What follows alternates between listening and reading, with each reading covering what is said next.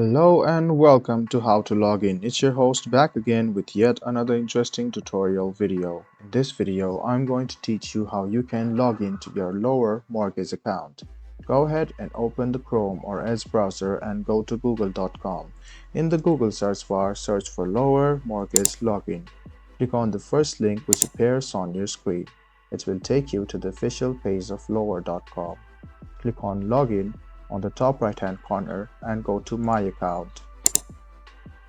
Now you will need to write down your email address and press Next. Then you can write down your password, click Sign In, and then you can successfully sign in to lower.com. If you just want to make a payment, go ahead and click Make a Payment, and it will lead you to this login portal where you can write down your loan number, your property zip code, and click Login.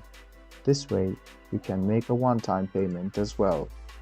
This was a video on how you can log into your lower mortgage account. I hope this video was helpful for you.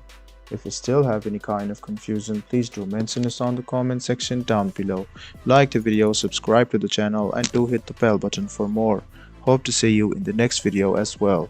Until then, goodbye, take care and enjoy.